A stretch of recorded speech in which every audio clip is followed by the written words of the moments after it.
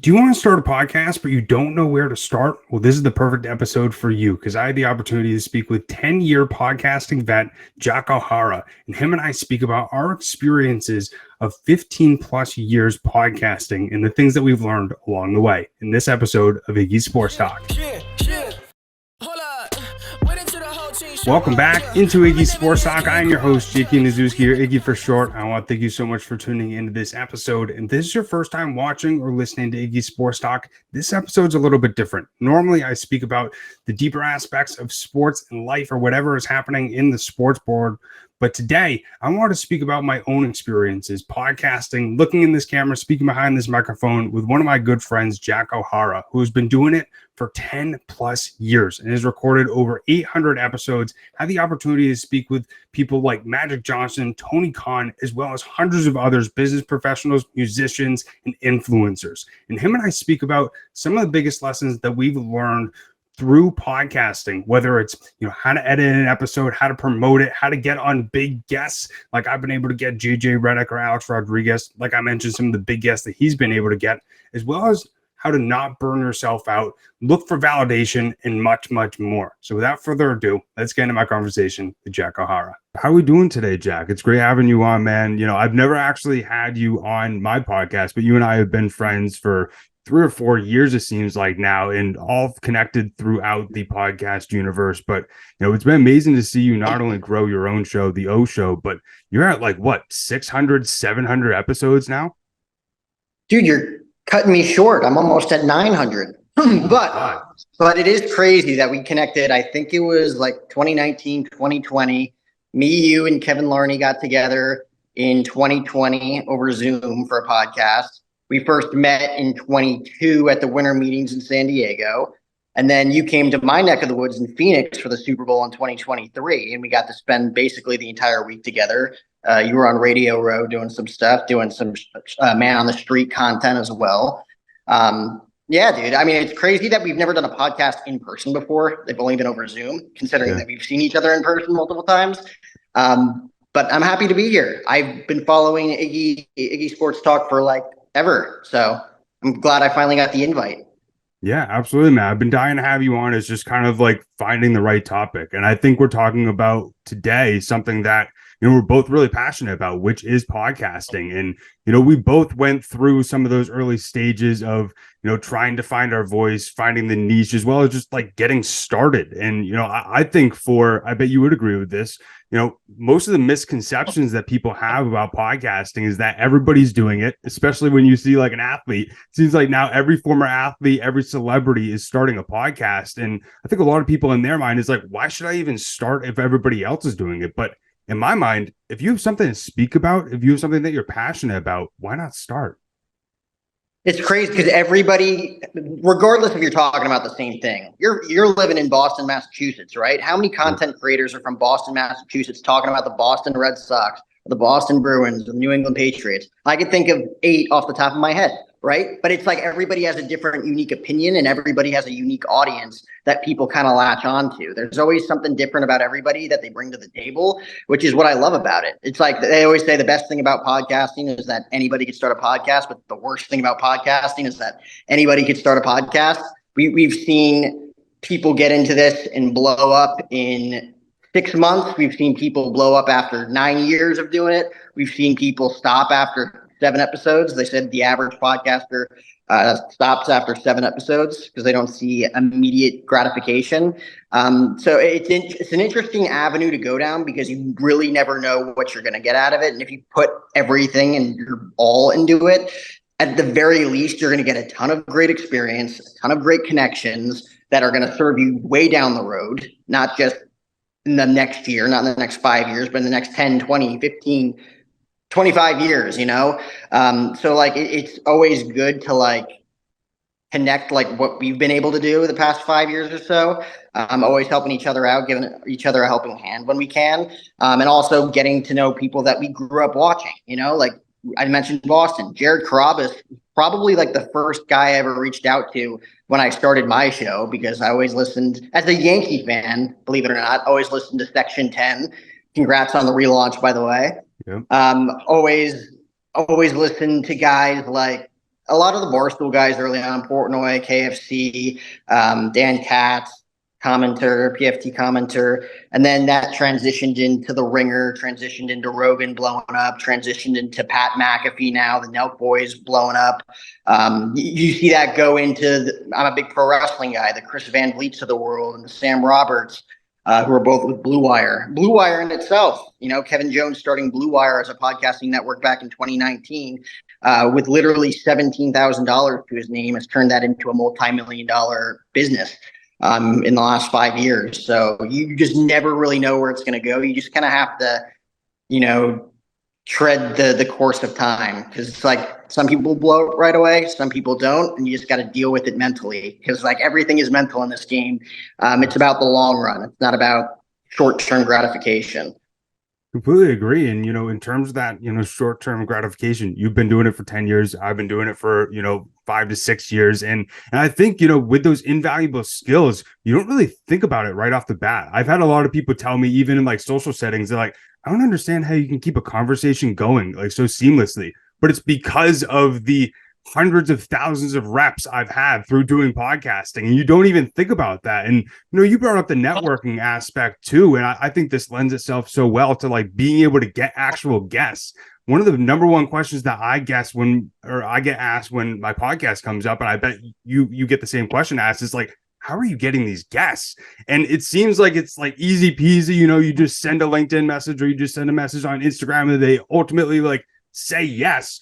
But even as you mentioned with like the podcasting game of it not being about the short term, but also the long term, I think that's with building relationships with your ultimate guest that you could have on, because there's been times where I've asked people to come on, they say immediate yes, like let's set something up next week. But then there's also times where it's about just like building the relationship. And then like years down the line, it's like, hey, would you want to come on my podcast? And you're already like kind of friendly with them. And it's like just an easy yes. So how have you learned about the process of, building those types of relationships while also being able to get some of the guests like you have, like, a Magic Johnson or a Tommy Chong?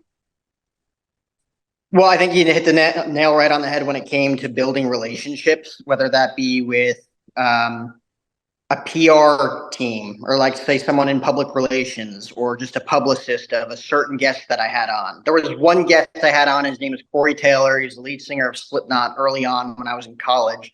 And I, to this day, am still in touch with his publicist. And she's hooked me up with multiple guests, including Magic Johnson. It was like literally 3 years after that interview, it was like, hey, it's the 75th anniversary of the NBA. A few of the, big guys like Larry Bird, Magic Johnson, Kareem Abdul-Jabbar, they're all doing like junket interviews. And what a junket interview is, for those that don't know, is kind of like you, along with 10, 15, 20 other media members, get thrown into a room or a Zoom call with whoever it is, a Magic Johnson, Larry Bird, whatever. Movie stars as well do this, where you get thrown into the room, you get 10, 15 minutes tops, and you get to ask the questions you want to ask, and then they circle in the next person, the next person, the next person. I guess there was a couple of spots open to interview Magic Johnson for 10 to 15 minutes. It was somewhere in between 10, 15 minutes. I got to ask him 4 or 5 questions.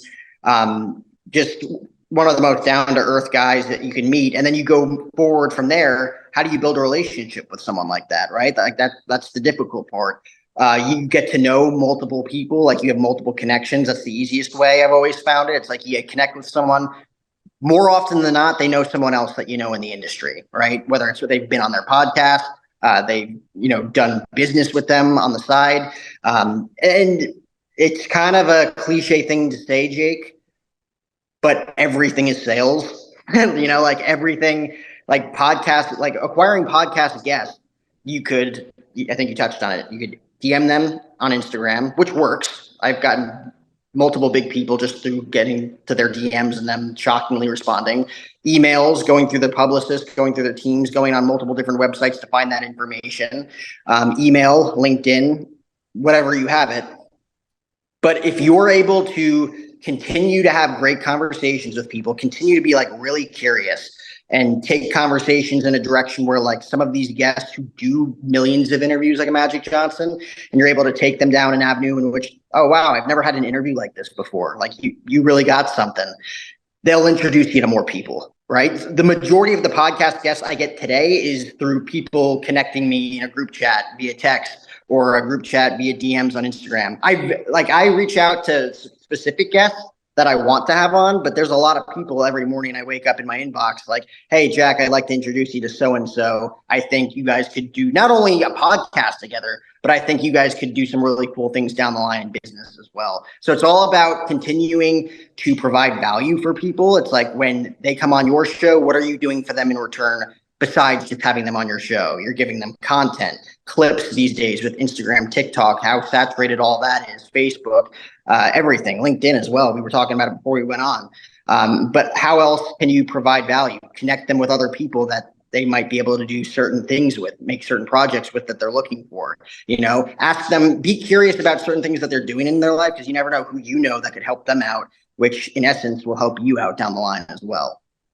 I think sometimes too, like everybody's trying to like promote something too. And so I think that like connects with like, how can you help them? So like, how can you like already try out like a website that they're trying to like pitch, or like being able to sort of help them build their brand as well through coming on your podcast. Because I feel like so many times, and this happens with relationships a lot, is that, you got to be able to have that give and take. You can't always be asking something from somebody and like not give something in return, or then it seems like you're using them just for their clout or for, their notoriety. And so being able to have it be a 100 and 100 type relationship, as most people would want to have, is definitely key. And I think being able to like be ambitious about the people that you reach out to. I think a lot of times people can get in their heads of like, oh, that person may be too big for me, or like they might not have time. But if you don't send a message, you don't 100% know. And I think that is, similar with the early stages of, just podcasting as well. It's like, it's so easy to get in your head. I remember you mentioned at the beginning of this, it's such a mental game, as with sports, as with anything in life. But being able to not beat yourself up at the beginning and pick out, different things that may annoy you about yourself, because you are the only one that can see those, tics that you may have that, other people might not notice on camera. And it's all about just like learning from each and every single rep. And the more reps you have, as with anything, like the more it just becomes second nature. And that's easy just to say, and that's easy just to hear. But until you do it, that is when you get to really experience it. Yeah. And then to touch on your point of, going out of your way and asking for guests that you, in your head, for whatever reason, like if someone's just starting a show and they don't think, oh, that person would never say yes to me. It's like, well, if you never ask, the answer is always going to be no. So you may as well just throw it out there. You might get left on red. You might not get a response for 4 years. I actually had a guy who worked for SNY growing up, which was like the Mets TV network. His name was Kirk Jimenez. I DM'd him on LinkedIn 7 years ago. He got back to me last week, Jake. He got back to me last week after 7 years, and we're going to set up a podcast. So it's like, you really never know. That's interesting. I don't know how the hell that happened. Was that you putting that in the background? I think it's because you did the thumbs up thing. For people who are watching the video version, the whole Zoom fireworks thing went off on Jack's video. That's awesome. That's interesting. Dude, it's been so long since I did a Zoom interview. I didn't know. What else can I do? Like, can I like salute and it'll do something? Like, I have no clue. We'll have to keep on trying it out. Yeah. See, you learn something new every day too. Yeah. So, but like you never really know what people are doing in their lives. It's like, if they don't get back to you, it's not because they don't want to go on your show. There might be contractual agreements that they made where they can't do podcasts. They might just have not seen your email. Maybe it was in their spam folder. I can't tell you the amount of times someone reached back out to me months or years later saying, hey, I was going through my spam folder and I found this. I don't know why it was in my spam folder. Right.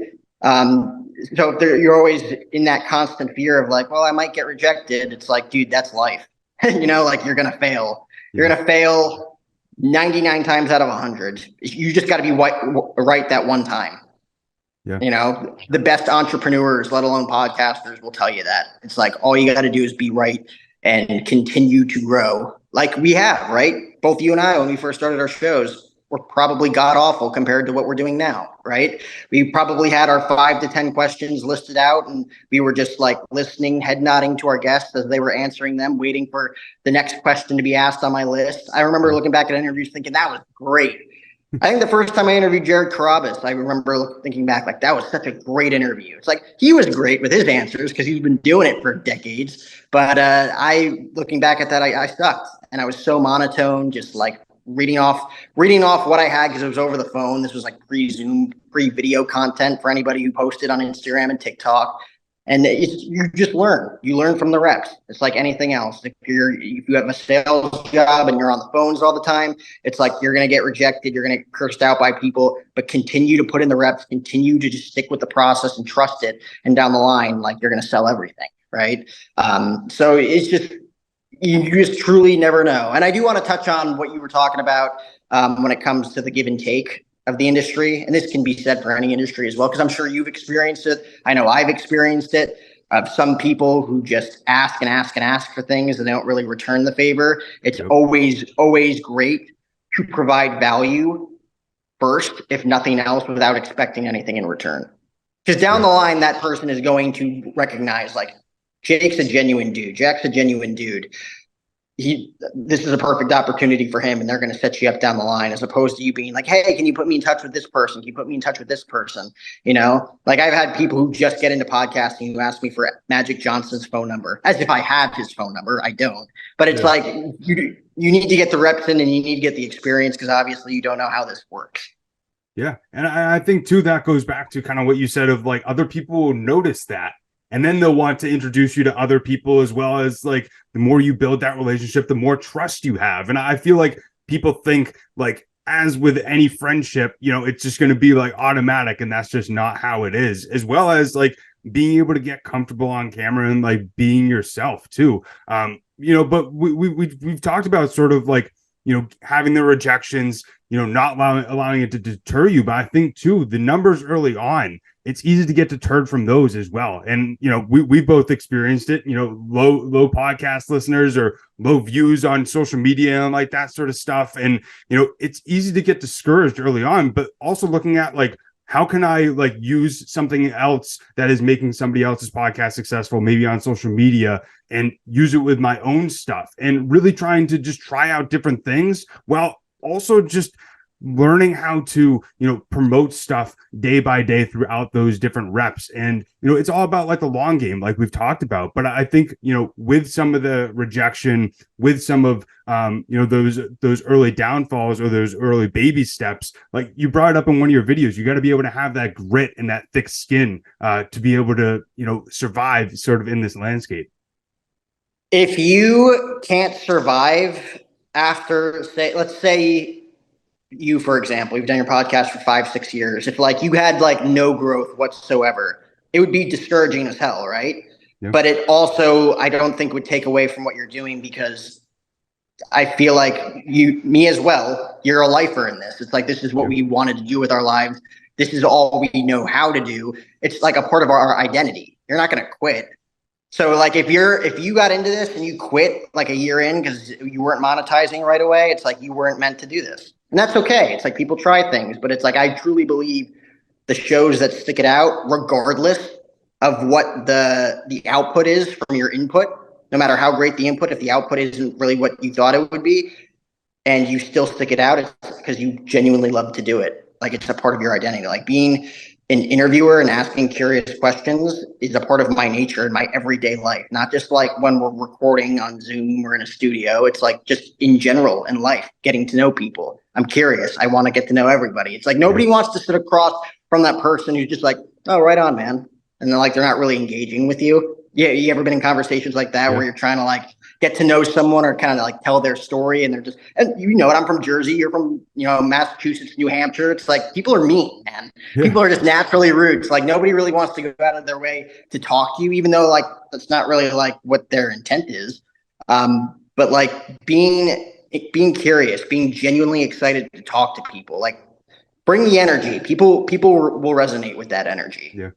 Yeah, and I think, you know, even when I have had those people who I kind of like to pull out, it's like, all right, let me flex my interviewing skills now. But you're not able to do that unless, kind of like we talked about earlier, of like having that research. And right now, if you see my screen, I have notes on the right side, I have Zoom on the left side, but like I don't have like bulleted questions. There's times where I do, but like trying to ease it into the conversation without like forcing it is always the best way to do it. And the more that you're able to have just a fluid conversation, the less it's like, all right, question, answer, just like so structured like that. Like nobody's going to really want to like listen to that.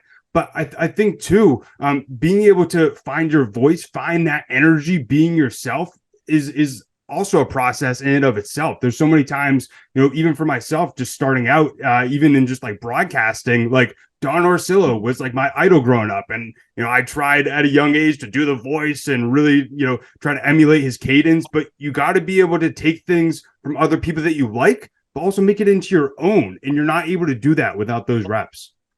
No, absolutely. What do you specifically use? Because I take things from my personal life and other personal interests outside of sports, and I feel like I bring that into not only my interviewing skills, but also like my play-by-play skills too when I call games. Like I use like my home run call is "Set It Off," which is like one of my favorite rock songs by a band called Audio Slave.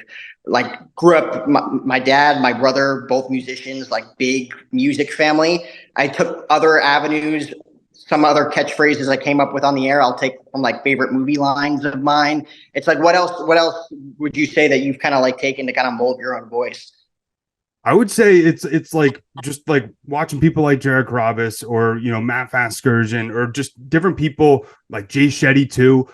Just really trying to make people feel comfortable while also like having personality. I was always told like to not use my hands while I'm talking, but I feel like that just I've been trying to get better at it because like not trying to get all crazy, but like it shows the energy. Like it shows that you're into it, shows that you're relaxed. It shows that you're like being silly. You're not like super serious. And with some of the stuff that I talk about on here, we're talking about mental health, sometimes depression at times, but like at the same time, being able to have that calm energy to where you're able to help somebody feel comfortable while they're watching, even if it's a somber subject or it's an exciting subject, I think is really, key. But like at the start, like it was like really rough. And I was told by a few people, it's really cool to see the progression over like a 2 to 3 year period. But that 2 to 3 year period, I didn't notice, just going through it. I was just trying to not get too much in my head about maybe some things that I didn't like I did. And, look at maybe what I liked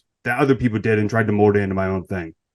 Yeah, dude. And it's awesome to see because I've gotten to see it. You've gotten to see it on my end as well. I feel like that's a thing of the past. Like people use their hands to talk, especially if they're passionate. Like they use their body, right? Like you got to mix it up a little bit. I remember I interviewed, it was Dave Sims, who's the TV voice of the Seattle Mariners. And I interviewed him over Zoom during COVID. And we were just talking back and forth, kind of like what we were doing before. We kind of like set the game plan before, hit record, did the interview, said our goodbyes afterwards. That was it. I'm like, okay, that was, I enjoyed that. I got a lot of great insight from Dave. I went to the bathroom went downstairs, went to go get something to eat, came back upstairs. This had to be like 15 minutes after I popped off Zoom. And I had an 8-minute voicemail from Dave Sims telling me everything he didn't like about the interview. Wow.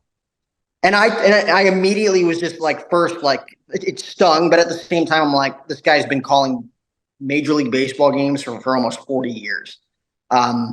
His father before him was calling games when Joe DiMaggio was playing in New York, right? Like, okay, obviously you know what you're talking about. And I looked back at that interview recently and was like, yeah, Dave was right. I was just like trying to be myself, but wasn't really 100% comfortable yet with my interviewing skills. I probably had set questions too that I was basing off of and be like, wow, cool, Dave.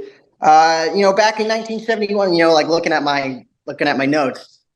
But it was interesting because it's like, he didn't have to do that. And most people would think like, oh, what an asshole, what a dick. We're like, in the moment, I was probably like, ooh, that was a little uncomfortable, but I knew. It's like, he didn't have to do that. He actually like went out of his way to tell me like how he believes a broadcast, or in this case, just a recording on camera should go based on his experiences and based on what he was told, which I don't think is necessarily true to this day in the form of a ton of content creators in 2024, because there are old school broadcasters that do it a certain way, and then there's the new school like Pat McAfee and Shannon Sharp, who are kind of doing it a different way. And you're seeing that a lot, not only on social media, but on ESPN, on Fox Sports these days. But it's crazy how cool it is that even people like a Dave Sims or maybe a Don Orsillo one day, like, is willing to give kids like you and me, who are just really still trying to make our mark in the industry, advice like that, to go out of their way. And that's something I hope to do, as something you probably hope to do as well one day, for kids who are in their mid-20s when we're in our mid-50s. Yeah, and I feel like there's times where when you do get that feedback, you just put the guards up, get in defense mode. But I think, especially if you do ask for it, like, you're asking for criticism, like you want things to, like, learn from. Yes, as you mentioned, it's going to sting at the start, but as you continue to, like, learn and grow, like, you're not going to be able to know what you need to learn and grow from if you don't get that type of feedback, especially from somebody who has that type of experience. And I think too, like, that goes into, like, trying to find your niche as well, of, not trying to do everything that everybody else is doing. That's something that I had to kind of learn. And I bet you did too, of, like, at least for my show, Iggy's Sports Talk, like, even though it's called that, like, I talk about tons of different things. I talk about mental health in sports, what's going on in sports, different stuff like that. But I noticed it got to a point where I was like, I don't want to be talking about what everybody else is talking about. What am I passionate about? And how can I mold those things? But how were you able to really do that with your show? Yeah, dude. I feel like from the beginning, like the O Show, I'm like, I can't overthink the name, and I want to talk about everything and anything. I don't want it to just be like a baseball show, even though, like, when I first started, it was heavy on baseball because that's what I was really passionate about. But I wanted it to be just about everything. I'm a big rock and roll guy, as I mentioned, big into movies, big film buff, big into just entrepreneurship alone, reading business book after business book after business book, being out in Las Vegas all the time. There's so many, like, really interesting big business people. There's really interesting scammers too, I will say. There's, like, you learn from everybody, who's real, who's not. But it's so cool because as we're growing, because you grew up a huge Red Sox fan, right? I grew up a huge Yankee fan. I feel like that was our identity and our kind of, like, thing that grasped us and grabbed our attention to want to be in media. But as we grow, our interests expand, and the more experiences we have, more so the painful experiences more than the successes, we're curious and we want to learn from people who have experienced similar things with us, whether it's like chemical imbalances in the brain when talking about mental health and going through certain things that you feel like nobody else is going through, or trying to get to that next level financially so that we can all do what we want to do in creating content. Talk about content creation. There's so many people out there who, have all the money in the world to do it and are spending ridiculous amounts of money each month to make it happen. Then there's people who are still struggling to pay their bills every month and, are still trying to figure out how to make a little bit extra in order to get to that next level, which takes a huge toll mentally on a lot of people. I've been through it. I know you've been through it. People who are, like I said, who have the funds to spend $40K a month or whatever it is. I know that there's a lot of people in Vegas who do that these days. They had to start somewhere too. Wasn't always easy.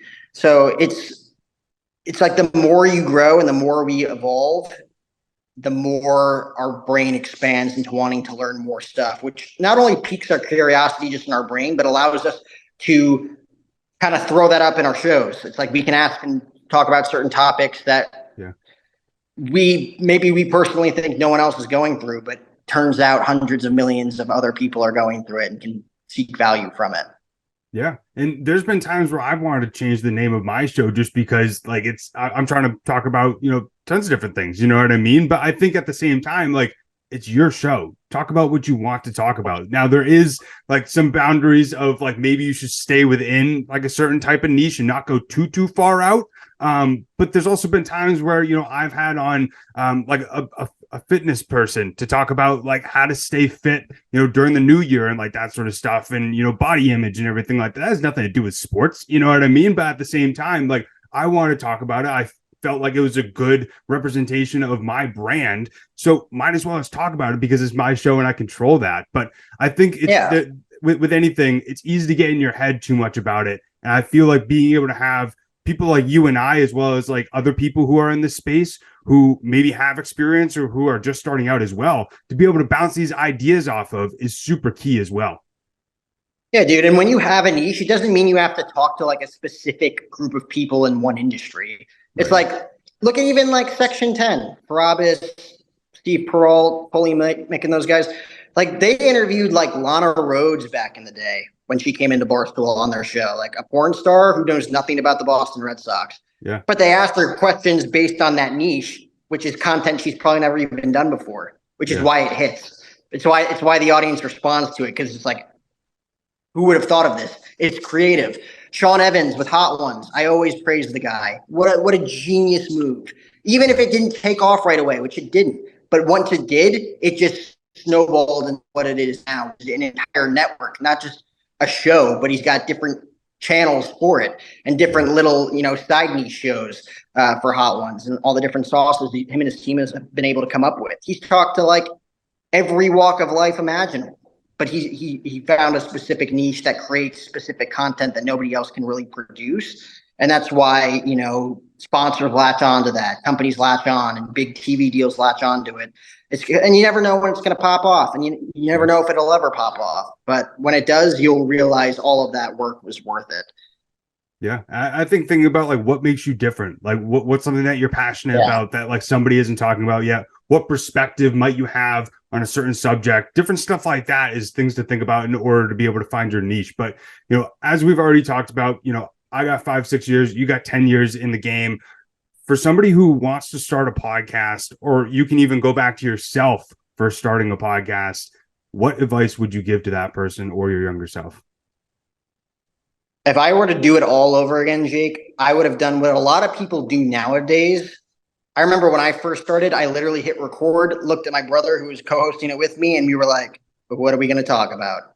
We had no plan. We're like, we could do this. We could just talk shop about whatever. I wish I had kind of put like 10 episodes in the vault, to really like get my legs underneath me and kind of like, okay, like what do I need to, what are certain cadences, learn how to edit a little bit. The first 50 episodes I put out, didn't even know how to edit. I didn't know what GarageBand was. I didn't know what Adobe Premiere was. I didn't know what Final Cut was. I just put it out there. I just put it out into the universe. And like, you could probably go back and listen to that on Apple Podcasts and be like, wow, so much dead air time, so much monotone language, like so bad. But it's like you learn, and you learn from stinging moments like that. I would put at least 10 episodes in the vault just so that you can get your voice down, maybe get a few cool guests. That way you could promote them. That way you get listeners right off the bat. I would also just like know in my head mentally, because also putting 10 episodes in the vault, it gets you over that 7-episode hump of people just kind of quitting after 7 episodes because they're not seeing results. I would have the set expectation that like shit's not going to pop right away. Right. Some people get into this thinking like, I have a TV show now, and they think that it's just going to pop off. And God bless the few that actually do, and it just pops off, because I've seen it, but it's not normal. It's not every day. The algorithm reacts to certain things, which I still to this day can't explain. It is what it is. Just stay true to what you're doing. Like I said at the beginning, if you're in this just to get validation from other people and to like say, hey, look who I interviewed today, it's like you're not going to beat it in the long run. Like this has to be a part of your identity. Yeah, I completely agree with that. And that's the advice that I would give to my younger self is, planning ahead, batching up those episodes, being able to already have stuff edited a week, 2 weeks in. Because what I used to do is record an episode like we are right now, try to edit it, get it all ready within like 1 to 2 days. And then I'd be stressing myself out like crazy. And doing that every single week, that's not good for your mental health or for burnout. And, that's something that I think a lot of times people try to do too quickly. And that maybe is why after 7 episodes or 10 episodes, they stop. And so being able to already know that, I think, is super key. And, being strategic about it as well. For myself, the Super Bowl happened 2 months ago. So I tried to get somebody on who was a sports psychologist for a Super Bowl team. Like, try to be strategic about some of those things as well, and really try and, capitalize off of those different current events, specifically for sports. I just put something out with Field Yates, for the NFL draft, which is happening in a few weeks. So like, I think trying to be strategic, not only about how you record, how you prepare the episodes, but also the guests that you're having and when you post those things too. Yeah, dude, because at the end of the day, what we're doing is a business, Yep. Podcasters, content creators, like you're in your own business, you're starting your own, even if you don't have an LLC in it, technically, it's like, this is a business. You want to get on certain guests that are going to provide value, that are going to draw eyeballs, that are going to get things going for you. And I agree. It's like, let's say you put 10 episodes in the vault and you recorded them all in the same week, it's like, okay, now you have 10 episodes for the next 10 weeks if you want to put out one a week, right? Yep. And then you could relax, not burn yourself out, and go do whatever else you got to do in order to kind of keep the ball rolling. Whether that looks like guest-wise, financially, just taking care of personal things, whatever that looks like for you. That way, to your credit, you're not burning yourself out and you're still getting the content out there. It looks like, wow, like you are consistent doing this. As long as you're working hard at certain periods, and then you can kind of just relax and kind of keep a healthy balance in between. I mean, there is no healthy balance in this life if you want to be the best at it, but that's the best way you could do it. I completely agree, man. And, for everybody who's, still listening to this point, I hope that you're, motivated, inspired, you're ready to start a podcast. And I hope that, the info that Jack and I were able to, give from our experiences, we're able to help set you up for success when starting a podcast or anything else that you want to start in terms of social media or this media world. But, man, it's been really cool to, sort of see both of our growth ever since we met. And, I think we both got to give ourselves a pat on the back just for, being proud of ourselves for what we've been able to do with our shows. I'll give myself the thumbs up and the firework. I love it, man. Well, for anybody that wants to check out your stuff and, all the amazing episodes that you've been putting out lately, or support your Instagram or your socials, where can they find all that stuff? Yeah, I mean, you can comment, like, and subscribe on our YouTube channel at Jack O'Hara TV. Follow me at Jack O'Hara TV on Instagram, TikTok, Facebook, wherever you get your socials. We're starting a Facebook community group coming up. Not only to connect podcasters and other content creators alike, but get people connected to other, whether it be an editor, like we were talking about before, create better sponsorship deals, create better opportunities. That way you could financially support what you're doing. That way you can continue to grow what you're doing. We're starting that up this week with my friend Brendan Boyd. Just a lot of stuff going on. Be a friend, tell a friend. Everybody's trying to make it, man. Like, as long as you're a genuine dude, everybody's going to help you out. We've seen it. Like, me and you, we're going to do this till the day we die. Mm-hmm. There's going to be people that come and go in this industry. There's people who are top 10 right now in the industry that are going to not even be existing in 5 years. Shit happens, right? Yeah. The real shows are going to be the ones that ultimately stand the test of time. There's shows like that today that will probably stand the test of time, like the Pat McAfee's and the Shannon Sharps and Stephen A. Smiths, right? Just don't fall into the validation-seeking aspect of content creation. That'll drive you nuts. Yeah, completely agree. And, last thing I'll say with the validation aspect, like, the only person that you should care about what you think is yourself and how you feel about yourself and loving yourself. That's really it. You're the only person that's going to be with you for 24/7. So as long as you can love yourself and validate yourself, that's all that really matters at the end of the day. But it's been a great combo, my man. And everybody go check out everything that Jack is doing. And you already know I'm going to be joining that Facebook group this next week, but appreciate you coming on, man. Anytime, bro. I hope that you did enjoy my conversation with Jack. And now you feel like that you can start your podcast. And if you still feel like we didn't cover something that you may have a question on, or you still are a little bit nervous, make sure to comment over on YouTube if you're watching the video version to ask any questions that you may have, or something that maybe we didn't touch on. And, if you're not watching on YouTube and you're listening to this, go over to the Iggy Sports Talk Instagram, DM me any questions that you might have, or comment on one of the videos, because I'm really open to wanting to help you live your purpose or live your passion, or just start something that you're really excited about. It's difficult at the start to look into this camera or speak into this microphone and feel not nervous or anxious, like you're going to say something wrong, or you're not going to be yourself, or you're trying to copy somebody else. But we all have these dreams, we all have these passions, and a lot of the times when we have something in our head and we have that fear that there's so much that we don't know what to do, or, we start to overthink about something, then we don't end up doing it. So the more that I can answer your questions or make you feel more comfortable about starting the podcast, the more that I feel like I'm able to help you, the listener, be able to do something that you've always dreamed of doing, or be able to live something that you're really passionate about. So I really hope that, from what Jack and I spoke about from our 15 years combined podcasting, you were really able to take something away from this, that you were able to learn whether you want to start a podcast, or, whether you just want to start your own show or your own Instagram account, or just start making content. Because, a little bit of background, if, this is your first episode watching or listening, I work for DraftKings, working in social media. So, this was something that, I had to kind of like learn on my own, even before I started working at DraftKings or started working in social media. It's something that I've gotten better and better at, the more reps I do. And it's not going to be perfect right off the bat. Nothing ever is. So, the more that I can help encourage you to just pick up the microphone or just turn on the camera and just post something, or at least just start something, the more that, you're going to keep on getting better and feeling more comfortable when you're doing your podcast. But if you want to hear more episodes just like this, whether it's, me talking about my podcasting experience, or speaking more about, the deeper aspects of sports, or, talking to, different athletes about their journeys, make sure to subscribe to Iggy Sports Talk over on YouTube or whatever audio platform that you're listening to. I'm going to be getting back to the player interviews next week, and also have a lot other more exciting episodes back in the vault. So make sure to subscribe, and also make sure to follow Iggy Sports Talk over on Instagram. I post updates regarding the podcast, as well as different clips, whether it's about the podcast or also other clips speaking about the mental health aspects that we're seeing in sports or through different athletes. But as always, I greatly appreciate everybody tuning in. I'll see you and talk to you next time. Peace.